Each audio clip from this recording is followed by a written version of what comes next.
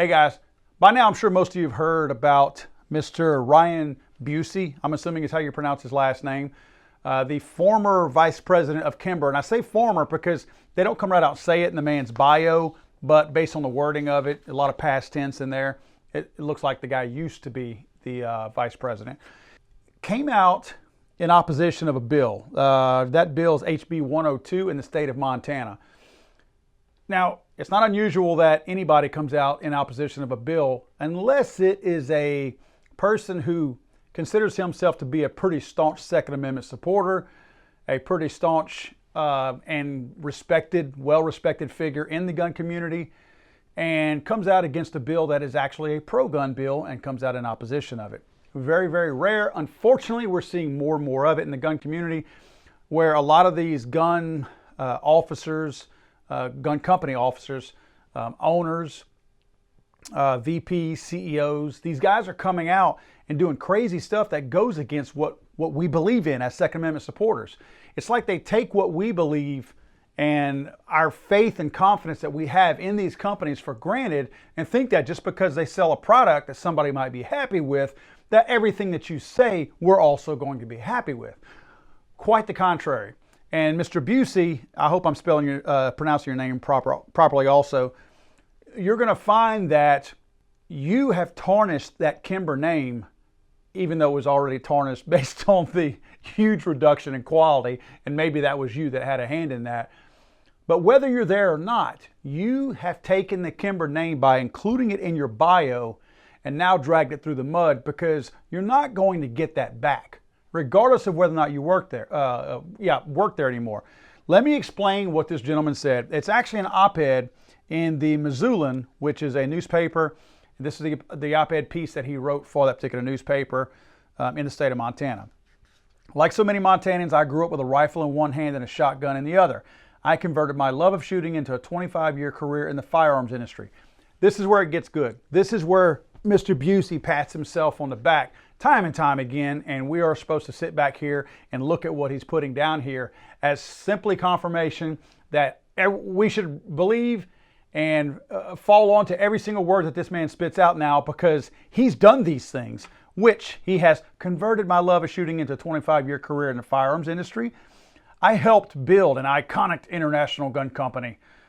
I sold millions of guns. I've won awards, even been a finalist for the Firearms Industry Person of the Year, which is the industry's highest honor. Da, da, da, da.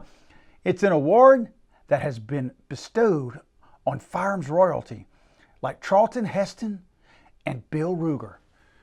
Let me stop you right there, Mr. Busey. You are no Charlton Heston or Bill Ruger. I can assure you of that. And please don't ever put the current state of quality control and quality period of Kimber pistols in the same category as the storied Ruger guns out there. Nobody's quality might be what they used to be, but Kimber's darn sure isn't. Kimber has taken such a dive right around in that Obama administration, and my guess is that's whenever you were there. You brag about how much you did. You sold guns because everybody was buying guns.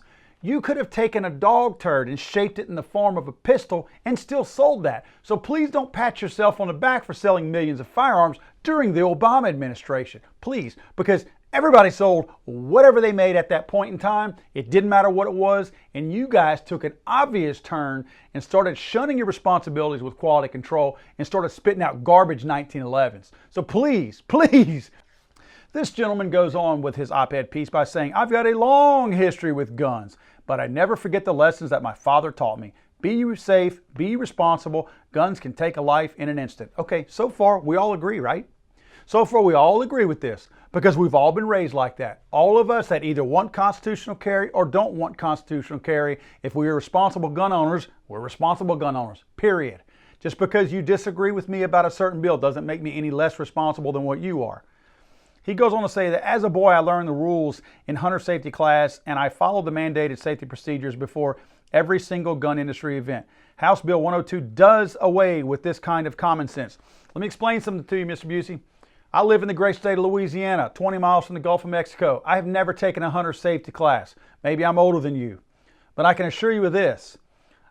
had the responsible nature and the safety of firearms beaten into my head verbally, time and time again. Every time I held a gun, from the moment I held it when I was 4 or 5 years old, till probably I can remember shooting with my dad at the time I was 17 or 18 years old. It was never not preached to me. And again, I will repeat this. I never took one hunter's safety class. That's not mandated in the state of Louisiana at my age. Now, people a little bit younger than me, probably a few years younger than me, it started becoming a requirement to take a hunter safety course before you could get your hunting license. But it wasn't whenever I was younger. And I am no less responsible than you, young man. If enacted, people without any permit could carry concealed guns into bars and college campuses across our state. Of course, the sponsors of the bill mandate that permits are required around their offices in Helena, but not for the rest of us. Safety is important, but I guess it's only important for them. This spring, my son was attacked in Kalispell by armed Second Amendment patriots at a local peaceful demonstration. They used their guns to frighten and intimidate. I stepped in to defend my son, and it slowly diffused. Dun, dun, dun, dun, the hero again. He has graced us with his presence and diffused the situation against violent armed protesters. But the situation could have gone very wrong. I shudder to think what might have happened if alcohol or the emotion of late-night college parties would have been involved. Believe me when I tell you, you diffused nothing. These guys had no intention of harming your son or anybody else. They just simply, you may have had a disagreement with them, but they had no intention of doing harm to anybody whatsoever. Again, they're following the credo of most honest, law-abiding Americans. We're responsible gun owners. We don't do things with our firearms like criminals do. So you mistook these Second Amendment patriots already, and you prejudged them. Again, you're falling into that anti-gun category of the Gabby Giffords and the Everytown for gun safety, whatever they're called. You go on to say, I am among the many Montanans who own and appreciate guns, but I also know that citizens of our state understand we must also be advocates for responsibility, as all responsible gun owners do. Thank you very much. Montana boasts of a wonderful common sense, and deep down all of us know that protecting our rights also means avoiding extremist policies that only increase the likelihood of bloodshed. This guy is clearly running for Democrat office somewhere. He's using all of their buzzwords. He's using common sense, extremism, and Second Amendment patriots in quotes, mocking them. This guy is no Second Amendment proponent. I can promise you that. I don't care what his little bio says that he posts. He's clearly been a closet anti-Second Amendment guy the whole time. He goes on to say that Montana House Bill 102 will not make us safer. One thing that I want to point out that House Bill 102 does do, it allows people to carry firearms on campus. Now, I will separate the campus and bars because that's what it's saying, that you don't need a permit to carry on campus or in a bar. Guys, I'm going to be real straight with you. I don't agree with people carrying loaded firearms in bars. Obviously, 99.9% of us who would do so have no intention of using one, getting in a shootout. I mean, look, this is 2021. Those things don't happen, right? However, emotions run high, alcohol starts flowing, guys start arguing about girls and everything else. Yeah, things happen. Ex-girlfriend walks to the door, ex-boyfriend walks to the door. That's the SOB that did this to you, blah, blah, blah. You know what I'm saying. It's all exacerbated by the influx of alcohol into the whole environment. It's just not, it's not a good combination. And I don't think I'm a freaking Einstein by pointing that out. It's pretty common sense. But let's look at the college side of things. Montana has a really, really bad record when it comes to campus rapes. A really bad record. I don't need to post the links, but I'm going to, because I want you to see that I'm speaking as truthfully as I can. And when this man says that House Bill 102 will not make us safer, I'm going to try to choose my words as carefully as I can. That is the statement of a rapist. And like my boys on Step Brothers would say, that's the statement of a raper. How can you sit here and say that a bill that is going to arm women on campus in a state that has got a horrible rape problem and sexual abuse problem. How can you sit here and ignore all of that? This man lives in that state. I don't. I live down here in little old Louisiana. And even I know that Montana has a rape problem. He lives there and he's not acknowledging that. And he's saying that it will not make anyone safer. Are you kidding me? At least acknowledge the women being raped and sexually abused. At least throw them a bone. Well, that didn't sound right. At least acknowledge them, right? You sound like a rapist. You sound like you're angry because the rapists are going to get shot. You sound like you're taking up for the rapers. Ryan goes on to say that I believe strongly in the Second Amendment. I own plenty of guns. I'm so sick and tired of politicians and people like this clown saying I own guns, I hunt, so I'm a pro-Second Amendment guy. You know what that's inherently like? Again, I'm in the deep South down here. I've seen my share of racism over the years from every race out there. And that's equivalent to the guy who is a flaming racist saying, I'm no racist, I have a black friend.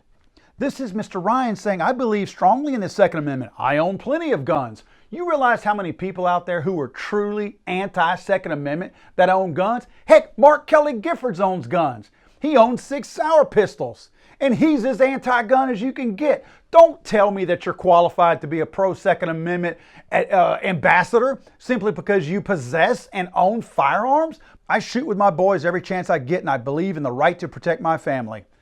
You believe in the right to protect your family, but you don't believe in the right of other people's daughters having the right to protect themselves. You don't believe in the right of other people having the right to protect their families. How do you think the dads out there feel when they hear somebody like you say you can protect your family and your sons and your wife, but yet you're against the fact that they might want to arm their own daughters when they go out to these rape colleges in Montana that you somehow seem to be ignoring, the fact that that's a raging problem in the state of Montana? How do you think they feel when they hear you say this? That this is not going to make anybody safer. This is only going to make things more dangerous. You know who it makes things more dangerous for? Again, the rapers. He finishes up by saying permitless concealed carry, guns on college campuses and in bars, these are policies that make gun tragedy more likely, and there is nothing patriotic about that. Ryan Busey, there is nothing patriotic about anything that you said. In fact, everything you said is very anti-American and unpatriotic. And again, I'm calling you out. I think it sounds really suspect that somebody living in a state that has a university rape problem won't acknowledge it, and you're protecting and taking up for rapists out there, because those are the ones most likely. Look guys, out of the 2 classes we're talking about, people carrying guns in bars and people carrying guns on campus, the people at most danger between both of those groups of people are rapists. Not anybody else. Rapists are at danger of sexually abusing somebody at a bar. I mean, let's not forget and let's not ignore the fact that women get raped walking from bars and date raped. Somebody they ride home with or something like that. Again, I'm certainly not trying to propose that we should carry guns into bars. What I'm saying is, if you look at the people who might carry a gun into a bar, most guys aren't. Responsible gun owners have no need to. When I go into a bar, I'm going to the bar to drink a beer. I don't need my gun on my side. If I'm going into a bar that's so dangerous, and I'm speaking to me as a man, if I go into a bar that's so dangerous that I may need my gun, I'm not going into that bar. I'm picking another bar. But if anybody feels the need to carry a loaded firearm into a bar, it's most likely going to be a woman. And it might very well be a woman who's already been sexually abused. And Mr. Ryan Busey feels like those women are making it more dangerous for somebody, rapists, and also feels like carrying loaded weapons on campus will make it more dangerous for people, rapists. Mr. Ryan Busey, do you have something else you would like to add? Because it sure seems like your defense and worry that rapists will get a bullet in that ass is a really, really big problem with you.